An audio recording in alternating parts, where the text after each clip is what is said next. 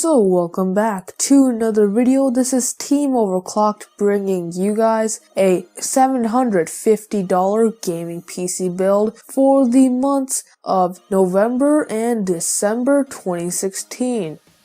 Now this PC is going to be great for gaming at around 1440p at very high to ultra settings at around 60 FPS, and if you wanted to push it to do 4K, this is fully capable of that as well. So let's get right into the build. First off, for the processor, we have the Intel Core i5-6400 for $175. This is a quad-core chip, which is really nice these days since most games really need 4 strong cores, and that basically is a magic number when it comes to core count. It's also clocked at 2.7 GHz with a turbo boost up to 3.2, which is pretty average and good enough for gaming. And since this is based on Skylake architecture, you can easily upgrade to Kaby Lake in the future. For the motherboard, I chose the MSI B150M PRO-VDH for $67. This has 4 RAM slots, supports 64 GB of RAM, and has 6 SATA 6 GB per second ports. Along with that, it has USB 3.0 headers, which is great for those fast transfers, and it uses the B150 chipset, so you have a decent array of features which suit a gamer's needs. For the RAM, I chose the Avexir 8GB set for $41. This is a 1x8GB set of DDR3 RAM clocked at 2400 MHz, which is pretty average when it comes to DDR4 RAM, and is pretty much the best for gaming when it comes to price to performance. Now 8GB is the perfect amount for gaming and some late video editing, and since this is one stick, you can easily add in more RAM later on since there are 3 other free slots for you to use. For the storage, I got the Seagate Barracuda 1TB hard drive for $50. It spins at 7200 RPM, which is what most mainstream hard drives spin at, and it will serve as your mass storage for your games, movies, and media files. For the graphics card, we have the XFX R9 Fury X for $320.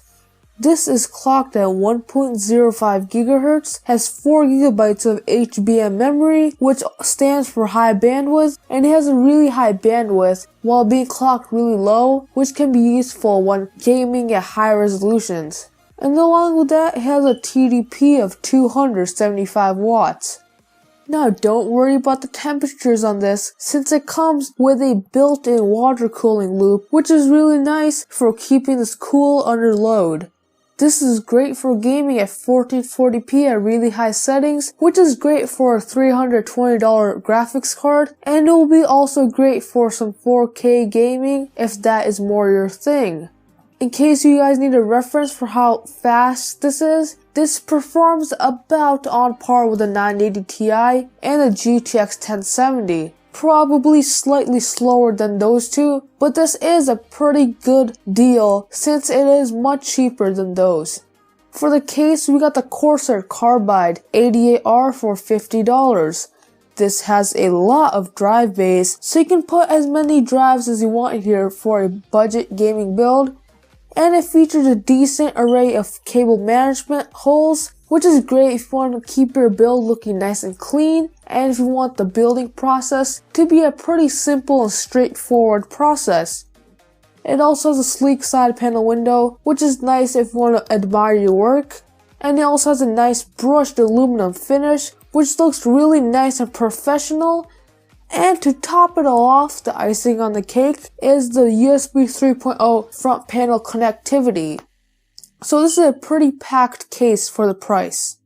For the power supply, I got the EVGA 600B ATX power supply for $49.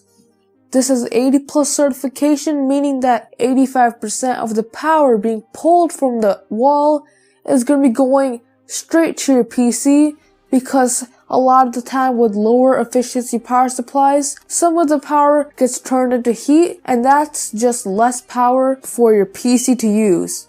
It's also made by a reliable brand like EVGA, and they make these really high quality components, so you know you're not going to be going wrong with something like this.